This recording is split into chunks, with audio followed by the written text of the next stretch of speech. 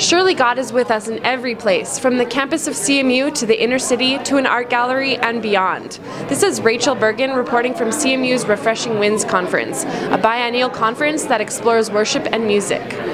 The speakers and participants are focusing on the concept of place and culture, as well as the role of worship within it. But who are these people, and how do they fit into this place? Brian McLaren, the plenary speaker at Refreshing Winds, was here in this place to facilitate an important discussion with conference participants. I'm here then as a guest, trying to help and serve this community in continuing and expanding an important conversation. Another person who is discovering her identity in a different place is Rachel Berg, an art educator at the Winnipeg Art Gallery. A group of Refreshing Winds participants went there on a field trip to discover the place of art and worship, past and present. You know, it's a demonstration of how artists today, in this contemporary world, are really exploring the same questions about the place of visual arts and how that can be incorporated into worship and into expressing the ideas of the Christian faith.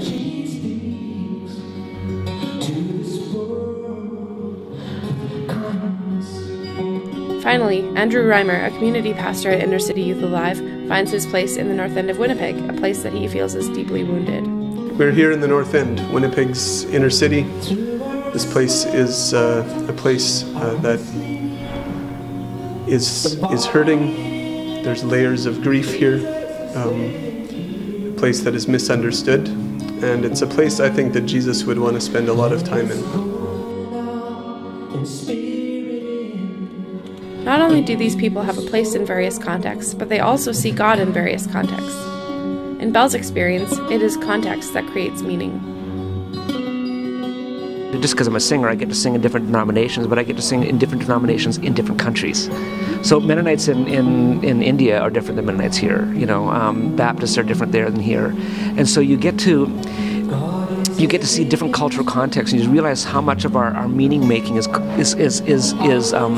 comes out of cultural context, you know, and how those people out there sing that song very different than we sing it here, you know. And I just sort of realized that these things are they're meaning carriers, but it's the culture that really. So "Shine Jesus Shine" in an affluent, free society is a different song than "Shine Jesus Shine" in a repressed, impoverished society. But the fact that the song is capable of giving voice to both suggests to me that these things are quite miraculous. These things we call songs. And they need to be treated with respect. I think we now can be almost anywhere in the world except for where we actually are. You know, and I think the motto of our age could be really anywhere but here, anytime but now, anyone but you. That one of the key understandings of the Christian understanding of Christ is incarnated, embodied, and I think right now we've got a society that is rebelling against embodiment and the limitations of that, but then we lose the beauty of it. And so for me, the work right now is to reintegrate, especially with body, and some of the best ways of doing that is just to sit still in nature. And I guess in one way this isn't surprising, but so much of my experience of God is related to creation. You know, when I'm in the outdoors, when I'm experiencing, the way I like to say it is that God's first language isn't English or Hebrew or Greek. God's first language is mountains and galaxies and seas and birds, you know, because as creator, the universe really is God's language. So I've experienced God so much in that way. Sadly, what I think a lot of us have come to believe in our churches, unintentionally, our churches have given the message that the only way to know God is in the stage and space that we allow.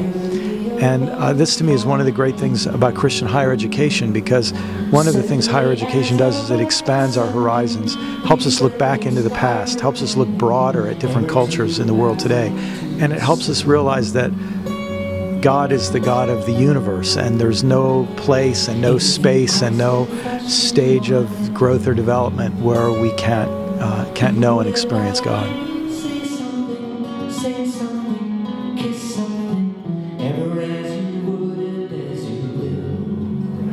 This year's Refreshing Winds Conference at CMU brought pastors, lay people, worship leaders, and musicians together in this place to discover that God surely is with us, no matter where we go. This is Rachel Bergen reporting from CMU News.